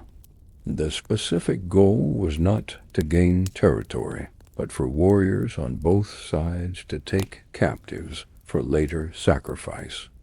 It was a form of ritualized warfare that kept the warriors of the empire well trained and provided the necessary fuel for the sacrificial fires that kept the cosmos in motion. Aztec society was rigidly stratified, a hierarchy that was visible in everything from clothing to housing. At the very top was the emperor, the Tlatoani, or Great Speaker. He was an absolute monarch, chosen from the royal lineage by a council of nobles, who lived in immense splendor in a vast palace complex. He was seen as the commander-in-chief of the army, the high priest, and the earthly representative of the gods. Below him was the nobility, Pipatin, who were high-ranking priests, government officials, judges, and elite warriors. They owned land privately, were exempt from taxes, and were allowed by law to wear fine cotton clothing, intricate featherwork, and gold jewelry that was forbidden to commoners. The most prestigious way to rise in Aztec society was through military success. A commoner who captured multiple enemies in battle could be elevated to the noble class, a powerful incentive for bravery. The vast majority of the population were commoners, Makaiwantan. They were organized into large, clan-like districts called Calpuli. Each Calpuli owned a section of land communally, which was distributed to its member families. The commoners were responsible for farming this land, providing taxes in the form of goods, and providing labor for state projects and military service. Below the commoners were the serfs, and at the very bottom of the social ladder, the slaves, Tlacatan. Slavery in the Aztec world was different from the chattel slavery of the Old World. It was not a hereditary status. The children of slaves were born free. A person could become a slave as a punishment for a crime by being captured in war, or most commonly, by voluntarily selling themselves or their children into slavery to pay off a debt. Slaves could own property, have their own slaves, and even buy their freedom. The economic life of the empire was based on two pillars: intensive agriculture and the vast tribute system. The agriculture of the chinampas and irrigated fields provided the food for the capital, but the empire itself was sustained by tribute. Detailed tribute rolls, such as those recorded in the post-conquest Codex Mendoza, list the specific goods that each of the 38 subject provinces was required to pay, usually twice or 4 times a year. The lists are a testament to the immense diversity of the empire: tons of maize, beans, and amaranth, hundreds of thousands of cotton cloaks and warrior costumes with elaborate feather shields, strings of jade beads, bowls of gold dust, bags of cochineal dye, and even live eagles. This system funneled the wealth of Mesoamerica into Tenochtitlan, supporting the nobility and the state and funding their constant warfare and elaborate religious festivals. Life for the average Aztec was governed by a strict and puritanical moral code and a strong sense of community. Children were educated in state-run schools, a system that was unique in the world at the time. Boys from commoner families went to the Teotihuacan House of Youth, where they received primarily military training. The sons of nobles and some gifted commoner boys attended the Comacac House of Tears, a more rigorous school attached to a temple where they learned history, astronomy, writing, law, and the duties of a priest or government official. Girls were also educated, either at home or in separate schools, where they learned religious duties and domestic crafts. The Aztecs had a rich artistic and literary tradition. They were skilled sculptors, creating powerful and dramatic works, like the massive Coatlicue statue or the famous Sun Stone. They also composed beautiful poetry with themes of war, beauty, and the fleeting nature of life. This poignant sense of the transience of life, a belief that life on earth is just a brief, dream-like moment, coexisted with their brutal sacrificial cult, creating a complex and deeply philosophical culture that continues to fascinate and horrify us today. While great civilizations were rising and falling with dramatic flair in Mesoamerica, a completely independent and equally impressive series of cultures was developing thousands of miles to the south in the dramatic vertical landscapes of the Andes Mountains. This region, encompassing the hyper-arid coastal deserts of Peru, the towering, rugged mountain highlands with their thin air and frosty nights, and the humid, dense fringes of the Amazon rainforest, presented some of the most extreme environmental challenges on Earth. Yet for 3,000 years before the Inca rose to prominence, this landscape was home to a succession of sophisticated societies that not only survived but thrived. These pre-Inca civilizations, such as the enigmatic Chichen, the masterly Mocha, and the mysterious Nazca, adapted to this challenging world, creating brilliant and unique artistic traditions, complex societies, and powerful religious ideologies that would lay the deep and ancient foundation for the eventual Inca Empire, the first major culture to cast a long, unifying shadow over the Andes was the Chichen, which flourished from roughly 900 to 200 BCE. The Chichen phenomenon was not a political empire built on conquest, but rather a powerful religious cult whose art style and ideology spread over a wide area, creating the first unification of the Andes. Their center was a massive temple complex at Teotihuacan, strategically located at an intersection of trade routes high in the Andes at an elevation of over 10,000 feet.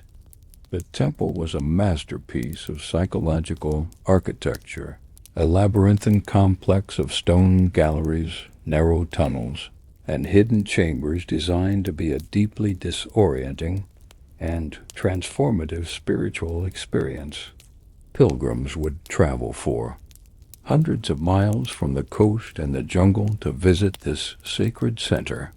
Upon arrival, they would likely be given powerful hallucinogenic drugs, such as the San Pedro cactus, to heighten their senses and open their minds to the spirit world. They would then be led through the dark, echoing tunnels, their senses overwhelmed by the disorientation and the unexpected sounds of water rushing through hidden channels and the disembodied oracle-like voices of priests speaking from hidden vents. In the deepest, oldest part of the temple, in a cruciform chamber, stands the cult's central icon, a 15-foot tall, dagger-shaped granite monolith known as the Lanzon. This terrifying image is carved with the primary Chichen deity, a fanged, snarling, anthropomorphic being with hair made of writhing snakes and claws for hands and feet. This smiling god was a powerful composite creature, blending features of the jaguar, the eagle, and the snake, the three most powerful animals of the jungle, the sky, and the underworld. The Chichen art style, with its complex flowing lines, abstract patterns, and monstrous imagery, spread throughout the Andes, appearing on pottery, textiles, and hammered goldwork, a testament to the far-reaching influence of this powerful religious movement. The Chichen cult created the first shared artistic and religious language for the Andean world. After the decline of Chichen's influence, a series of distinct regional cultures emerged, each with its own unique character. One of the most remarkable of these was the Moche, who dominated the river valleys of the northern coast of Peru from about 100 to 800 CE.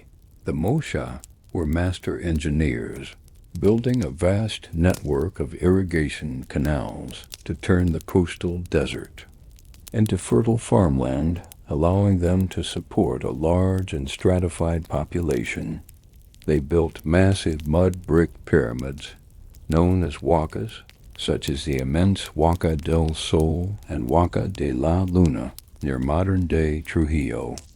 These structures were not just temples, but also served as administrative centers and palaces for the Moche elite. The Moche are perhaps most famous for their stunningly realistic and detailed pottery. Unlike the abstract, supernatural art of the Chichen, Moche art is characterized by its vivid naturalism.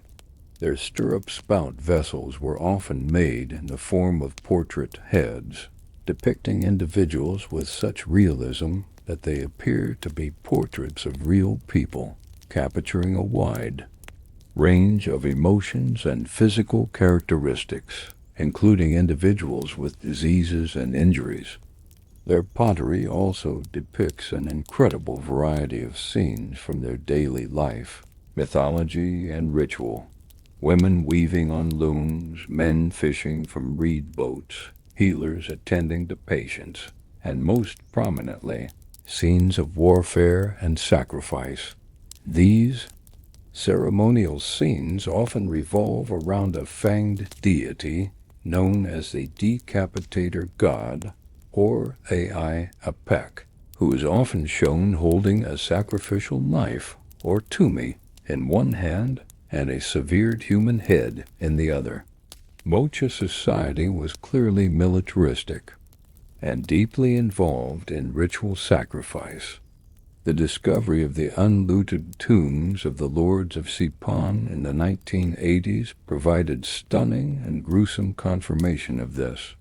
These royal tombs, the richest ever found in the Americas, contained the remains of powerful Moche rulers buried with an incredible wealth of gold, silver, and turquoise artifacts, including elaborate costumes, face masks, and headdresses that perfectly matched those depicted in the ceremonial art. The lords were buried with their guards, attendants, concubines, and even their dogs, all sacrificed to accompany their master into the next world. The tombs of Zipan opened a direct window into the world of a powerful and ruthless warrior aristocracy. Further south on the Peruvian coast, another enigmatic culture emerged, the Nazca, who flourished from about 100 BCE to 800 CE. The Nazca are world famous for one of the most mysterious and awe-inspiring creations of the ancient world, the Nazca lines, etched into the flat, arid surface of the desert pampa. These are a series of enormous geoglyphs created by the simple but laborious method of removing the dark, rust-colored pebbles of the desert surface to reveal the lighter-colored soil underneath. Protected by the region's extreme aridity and lack of wind, these lines have survived for nearly 2,000 years.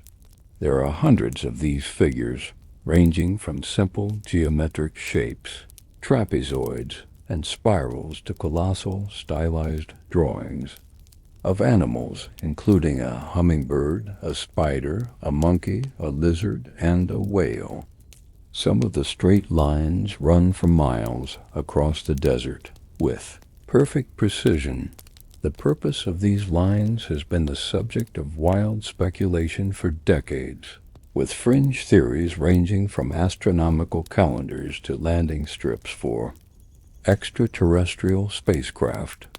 Most serious archaeologists, however, believe the lines were created as part of religious rituals related to water and fertility, the paramount concerns for a people living in one of the driest places on Earth. Lines may have been ceremonial pathways or sacred roads, walked by groups of people during religious processions, their rhythmic movement a form of prayer to the gods who lived in the mountains, the source of the rivers to send water to their fields. The animal figures may represent powerful spirits or constellations associated with the agricultural cycle. Whatever their exact meaning, the creation and maintenance of these massive geoglyphs, many of which are only truly recognizable from the air, required a high degree of social organization, a sophisticated understanding of large-scale geometry, and a powerful, unifying faith that could mobilize a whole community towards a common sacred goal. These are just a few of the many complex societies that rose and fell. In the Andes before the Incas, in the highlands, the Wari and Tiwanaku cultures built the first true imperial states centered on large planned cities. On the coast, the Chuma kingdom built a vast irrigation empire and a massive capital city at Chichen, the largest adobe city in the world. Each of these cultures contributed to a growing reservoir of technological knowledge, artistic styles, and political and religious ideas. They learned how to terrace steep mountainsides, weave some of the finest textiles the world has ever known, create stunning metalwork in gold and silver, and organize large populations in harsh environments. It was upon this deep and ancient foundation, a rich and diverse legacy of 3,000 years of Andean civilization, that the last and greatest of these cultures, the Inca, would build their mighty empire. In the early 15th century CE, from the fertile, high-altitude valley of Cusco, a new and ferociously dynamic power began to expand with astonishing speed. These were the Inca, a Quechua-speaking people who, in less than a single century, would rise from a small regional kingdom to become the absolute masters of the largest empire the Americas had ever seen.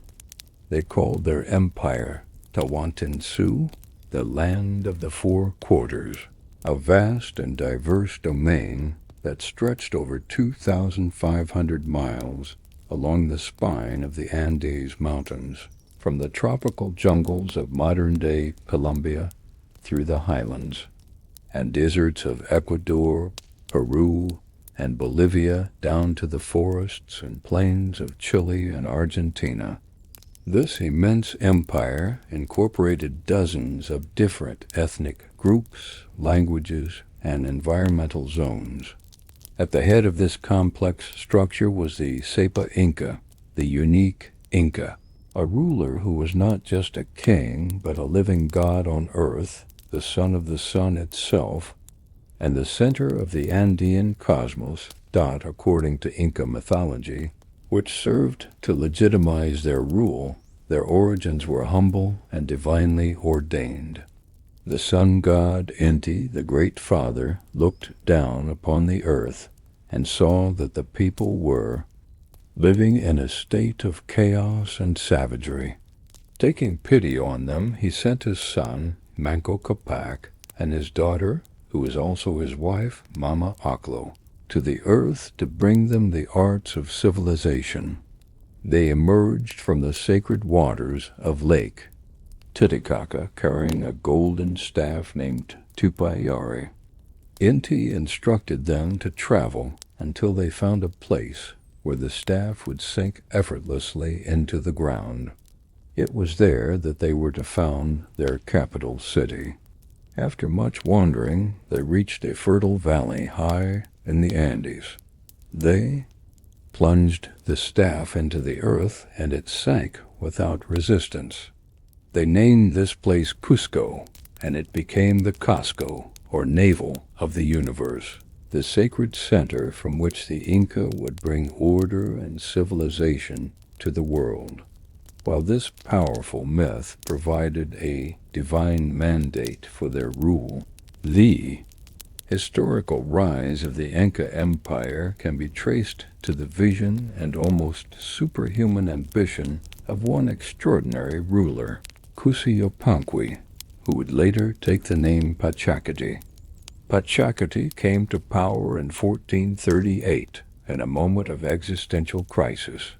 The Inca were under attack from a powerful rival highland people, the Chanca, who had laid siege to the city of Cusco. The reigning Sapa Inca, Viracaca, and his chosen heir fled the city in fear, abandoning it to its fate. But the young prince, Pachacati, refused to flee. Rallying the remaining Inca warriors, he led a desperate defense of the city and won a miraculous victory over the Chanca. Inca legend claims that the victory was aided by the very stones of the battlefield, which rose up, transformed into warriors called pure uracas, and fought on his behalf. After this stunning victory, Pachacati seized the throne from his cowardly father and began a relentless program of military expansion and imperial reorganization. His chosen name, Pachacati, means he who shakes the earth, or cataclysm, and he lived up to it, transforming a small regional kingdom into the most powerful empire in the Americas. Under Pachacati and his equally brilliant son and successor, Topa Inca Yupanqui, the Inca Empire expanded with incredible speed. Their army was a disciplined and well-organized force, numbering in the tens of thousands soldiers drawn from the Mida labor tax. They were masters of fighting in the extreme altitudes of the Andes, their logistical needs supplied by a vast network of storehouses. The Inca strategy for conquest was a highly effective combination of military force and psychological warfare. Before attacking a new region, the Sapa Inca would send ambassadors, offering the local lord generous terms to submit peacefully to Inca rule. If they accepted, they would be incorporated into the empire, allowed to keep a degree of local autonomy, and rewarded with luxury goods like fine textiles and a high-status Inca wife. Their sons would be taken to Cusco to be educated in Inca ways before returning to rule. If a people resisted, they were crushed by the full might of the Inca army. Their leaders were often executed, their lands were confiscated, and their people could be forcibly relocated to other parts of the empire. The capital city of Cusco was the heart and soul of the empire, a magnificent city that was razed and then completely rebuilt by Pachacati to be a worthy center of a divine kingdom. The city was laid out in the symbolic shape of a puma, a sacred animal representing power and royalty, with the massive zigzag-walled fortress of Sacsayhuaman forming its head.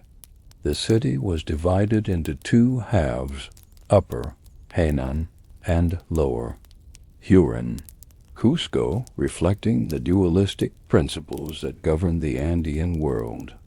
The streets were narrow and paved with stone, and a channelized river ran through the center of the city, providing fresh water. The buildings were constructed with the masterful, mortarless stonework, for which the Inca are famous. Inca masons were able to quarry massive multi-angled stones, some weighing over 100 tons, and fit them together so perfectly that not even a knife blade could be inserted between the joints. This technique, aside from its beauty, made their walls incredibly resistant to the frequent earthquakes of the region. Cusco was the exclusive residence of the Sapa Inca and the empire's dozens of noble lineages, known as Panacas, the Sapa. Inca was an absolute and divine ruler, the living embodiment of the sun god Inti. His power was absolute, and everything he touched was considered sacred. He wore clothes made of the finest vicuna wool, which were so holy that they could be worn only once and were then ceremonially burned. He ate from golden plates and drank from golden cups, and when he traveled he was carried on a magnificent golden litter by a retinue of attendants. His subjects were forbidden from looking directly at his face, and they had to approach him with a symbolic burden on their back to show their humility. His principal wife, the Koya, was often his own full sister, a practice that kept the divine bloodline pure and mirrored the celestial marriage of the sun and the moon. The religious heart of Cusco and of the entire empire was the Coricancha, or golden enclosure, the temple of the sun god Inti.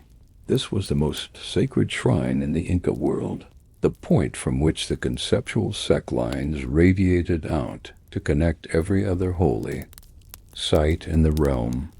Its stone walls were said to have been covered on the inside with sheets of pure gold, which would have blazed with reflected light when the sun shone. The temple complex was a microcosm of the empire.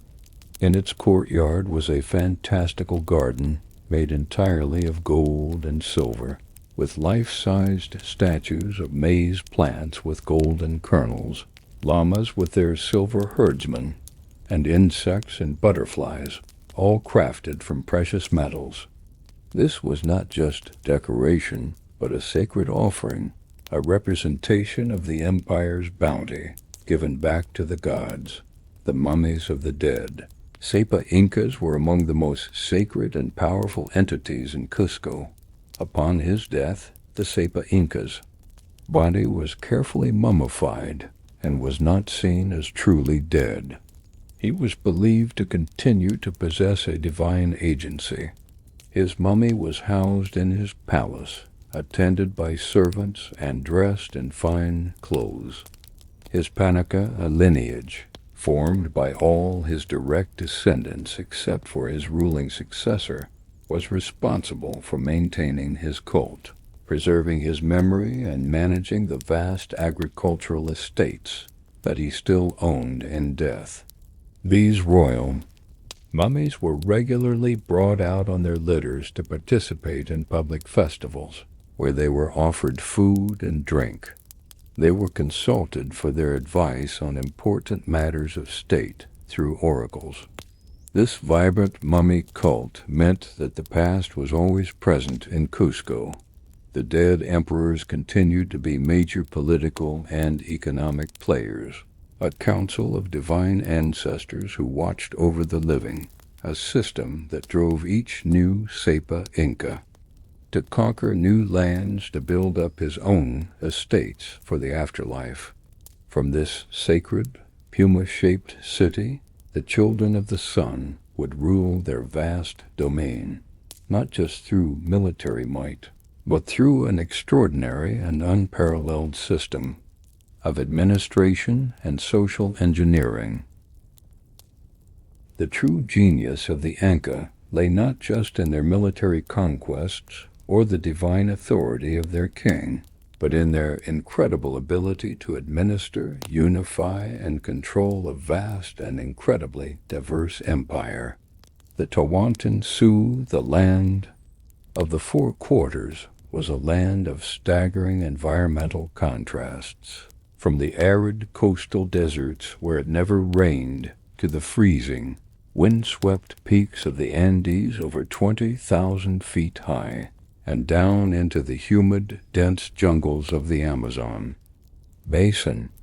To effectively govern this territory and its millions of inhabitants, who spoke dozens of different languages and came from a multitude of different cultures, the Inca developed a sophisticated and highly centralized system of administration, communication, and social control that was unique in the Americas and rivaled that of the Roman Empire. Their empire was a marvel of social engineering, held together by a network of roads, a complex system of record-keeping, a state-controlled economy, and an ideology that demanded loyalty and, above all, labor from all its subjects. The absolute backbone of the empire, the circulatory system that carried its armies, its goods, and its messages, was the Great Inca Road System, or Capac-on. This was a colossal engineering achievement, a network of roads that stretched for over 25,000 miles, connecting every corner of the empire to the capital at Cusco. These were not roads built for wheeled vehicles, as the Inca, like all Native American civilizations, had no wheels for transport, and no large draft animals like horses or oxen. These were roads for pedestrians, and for the empire's primary beast of burden, the llama. The road system consisted of two main north-south arteries, one running through the highlands and the other along the coast, connected by a web of smaller transverse roads. The Inca were master road builders, adapting their techniques to the terrain. They built wide, paved highways across flat plains, cut causeways through marshes, carved stairways into sheer rock faces, and, most impressively, constructed spectacular suspension bridges made of woven ichu grass cables to span deep gorges and canyons. These bridges, some over 150 feet long, were marvels of engineering, their thick cables anchored to massive stone towers on either side. They were considered so vital to the empire that they were constantly repaired and rebuilt by local communities as part of their civic duty. To damage a bridge was a capital offense.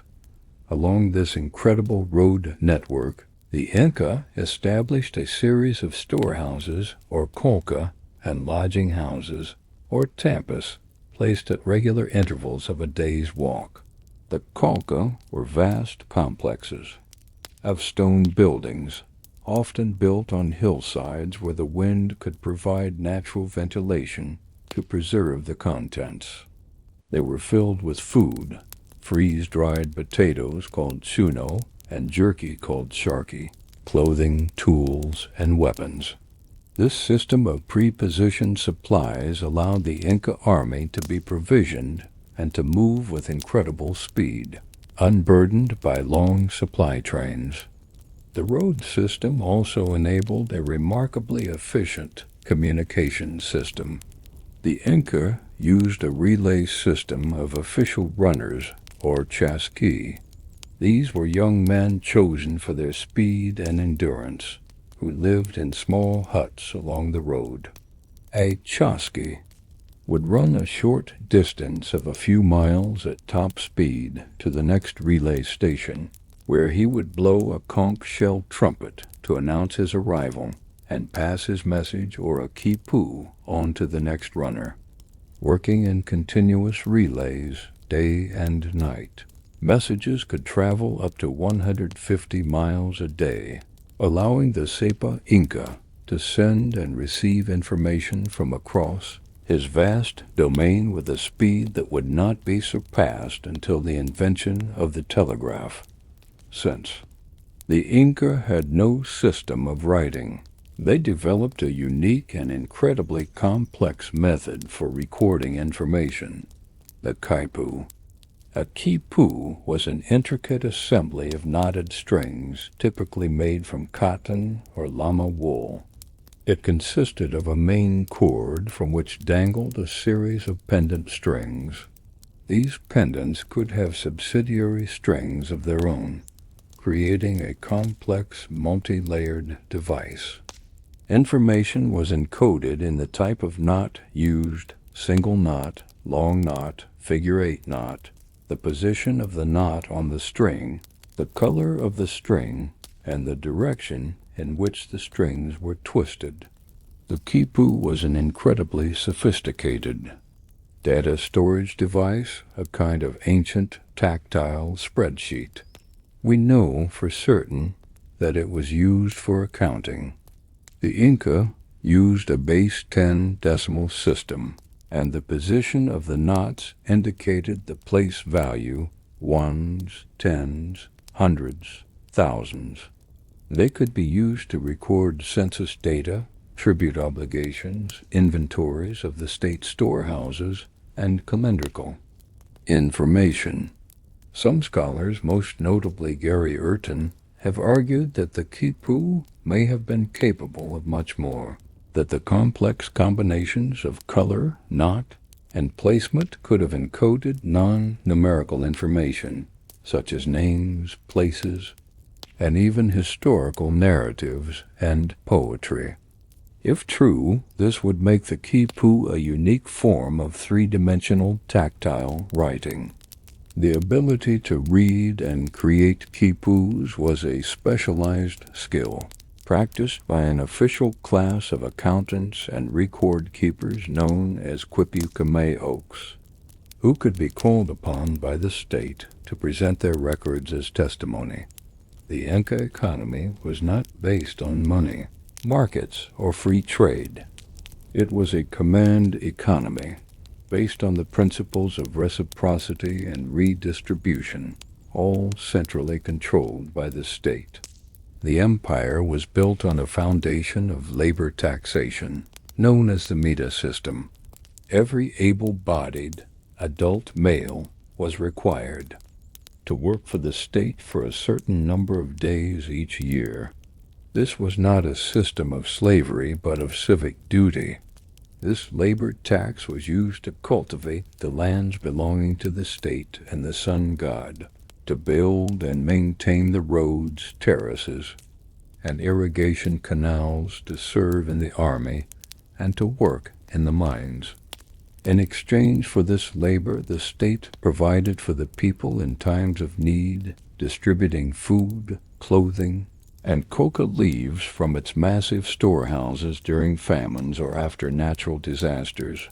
It was a highly organized system of collective labor that enabled the Inca to accomplish their immense architectural and engineering projects. Land was divided into 3 parts, one for the state, one for the sun god, the state religion, and one for the local community, or elu. The community worked all 3 parts, a system that ensured the sustenance of the state and the people. One of the most famous and breathtaking products of this system is the royal estate of Machu Picchu. Perched on a high ridge amidst the cloud-wreathed peaks of the Andes, Machu Picchu is a sublime example of Inca architectural genius and landscape engineering. It was likely built by the great Emperor Pachacari as a royal retreat and a sacred ceremonial center, a place to connect with the divine mountain spirits, or apis. Its hundreds of stone structures, including temples, palaces, and houses, are perfectly integrated into the dramatic natural landscape. Its intricate agricultural terraces cascade down the mountainside, a testament to their skill in high-altitude farming.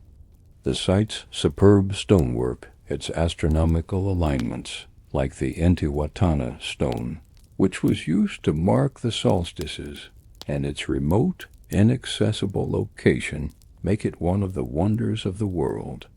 It was abandoned around the time of the Spanish conquest, and was unknown to the outside world until its rediscovery by American explorer Hiram Bingham in 1911, making it the world's most famous lost city. The Inca also practiced a state policy of resettlement, known as the Mitma. Loyal groups of people would be moved into newly conquered territories to help pacify the region, spread Inca culture, and teach the Quechua language. Conversely, rebellious groups would be forcibly relocated to loyal areas where they could be more easily controlled. This, combined with the imposition of the state religion and the education of the children of conquered lords in Cusco, was part of a deliberate state policy of creating a unified Inca identity across their diverse empire. Despite its incredible power and sophistication, the Inca Empire was a fragile, young creation. In the 1520s, just as the empire reached its zenith under the ruler Huayna Capac, it was struck by an unseen and devastating enemy. A deadly epidemic of European disease, likely smallpox, swept through the Andes with terrifying speed, spreading south from Panama far ahead of the Spanish conquistadors themselves. The disease killed millions of natives who had no immunity, including the reigning Sapa Inca, Huayna Capac, and his chosen heir. This sudden power vacuum ignited a brutal and destructive civil war between two of his remaining sons, Huáscar, who controlled Cusco, and Atahualpa, who controlled the northern part of the empire. It was at the very end of this devastating civil war in 1532 that a small band of Spanish conquistadors, led by the illiterate but cunning Francisco Pizarro, arrived in the weakened and divided empire. With a force of fewer than 200 men, but armed with steel swords, armor, guns, and horses, all of which were terrifying and unknown in the Americas, Pizarro was able to exploit the political chaos. In a surprise attack at the city of Cajamarca, he ambushed and captured Atahualpa, the victor of the Civil War. Despite receiving the largest ransom in the history of the world, a room filled once with gold and twice with silver, the Spanish executed Atahualpa in 1533, decapitating the divine leadership of the empire. Without their god-king, the highly centralized structure of the empire collapsed into chaos, and the Spanish were able to conquer the vast and populous land of the Inca with astonishing speed. The great Inca Empire, the culmination of 3,000 years of Andean civilization, was shattered, its legacy frozen in time in the magnificent ruins of its lost cities. Our journey through the lost cities of the Americas comes to an end, leaving us in the silent presence of colossal heads half swallowed by the jungle, and in the high, thin air of mountain-top citadels that seem to touch the sky. We have seen that the Americas before 1492 were not an empty wilderness, but a continent that was home to a stunning diversity of complex and brilliant civilizations. These cultures, developing in complete isolation from the old world, found their own unique solutions to the great challenges of human existence. We began with the Olmecs, the mysterious mother culture whose art and ideology planted the seeds for all who followed in Mesoamerica. We walked the grand avenue of the dead in Teotihuacan, a city of anonymous collective power that dominated its age. We deciphered the history of divine kings in the hieroglyphs of the Maya, a people who mapped the cosmos and the cycles of time with breathtaking precision, only to see their great southern cities collapse in on themselves. We saw the warrior-like Toltecs fuse their culture with the Maya at the magnificent Chichen, Itza, under the banner of the feathered serpent. We then stood in awe before Tenochtitlan, the Aztec island capital, a marvel of engineering sustained by a vast tribute network and a terrifyingly bloody sacrificial cult. Then we traveled south to the Andes, where for millennia cultures like the Chichen, Mocha, and Nazca adapted to one of the world's most extreme environments, creating masterworks of art in vast, enigmatic earthworks. And finally, we saw the Inca, the children of the sun, bind this entire region together with a network of roads and a rigid social order, their divine kings ruling a vast empire from the sacred heart of Cusco. Each of these civilizations represents a unique and brilliant experiment in living. They built cities to rival any in the world, developed complex social and political systems, and created art of profound beauty and power. Their understanding of astronomy, engineering, and agriculture was extraordinary. Yet their worlds were built on different principles from those of Europe and Asia. They were worlds without the wheel for transport, without iron or steel, without draft animals like horses or oxen. They were worlds where human blood could be the food of the gods, and where kings were divine conduits to the cosmos. The arrival of the Europeans was a cataclysm that shattered these worlds forever. Disease and conquest brought these mighty civilizations to a sudden and tragic end. Their books were burned, their temples were torn down, and their cities were abandoned to be reclaimed by nature. But their legacy endures, not only in the millions of their descendants who carry on their languages and traditions, but in the magnificent ruins of their lost cities. These places, Tikal, Teotihuacan, Machu Picchu, are not just tourist destinations. They are powerful, silent testaments to the ingenuity, resilience, and diversity of the human spirit. They remind us that our own world is just one of many possibilities, and that history is far richer and more mysterious than we can ever fully imagine. Thank you for joining me on this journey. Sleep well, and may your dreams be filled with the whispers of these lost American worlds.